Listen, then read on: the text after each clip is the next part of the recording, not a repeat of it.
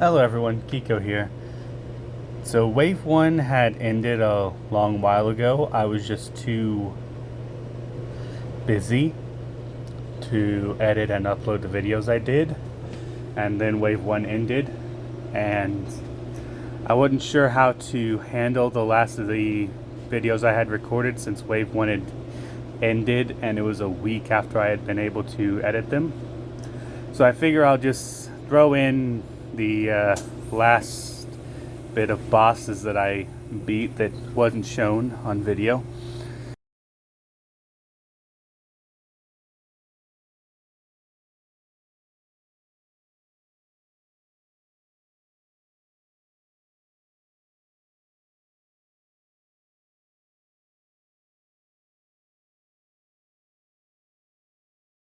So yeah, that was floor 50. Then we'll do 60, 70, 80, 90, 100. 110, the footage got corrupted or deleted, unfortunately, so we won't be able to see that. I did record the first bits of wave 2, because obviously everyone knows we're in wave 2 now. And I've been trying to play catch up on that. So I got up to 90 and then started recording, like I said, and everything after floor 90 is recorded, and I'll be uploading that as well. Just wanted to do a little catch up here, explain why there wasn't no video and why the absence. I'll go ahead and let this play all the way to floor 100, and then we'll start on wave 2.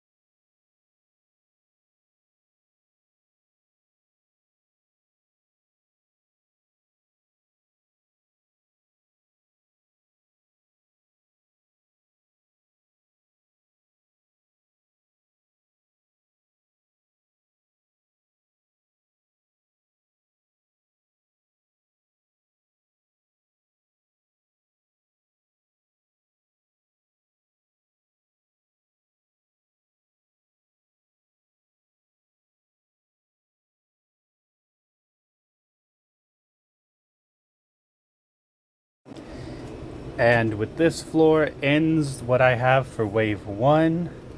And then we're going on to wave 2 here. This is the very beginning. Obviously we've done this before. We've got Brynhild doing her stuff. Ramses wanting to wipe the wave. For some reason it lagged pretty bad here. Then you've got Guan Yu wanting to finish off the last one that Ramses didn't kill. You know, basic tutorial stuff.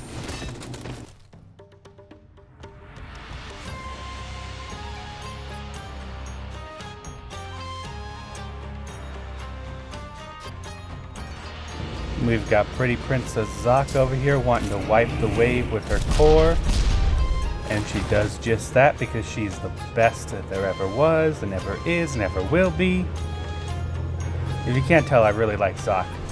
Anyway, I did notice there was a skip tutorial button finally, which is fantastic. They added that. So we get to skip the tutorial since we already did it in wave 1. And then you see my terrible typing here.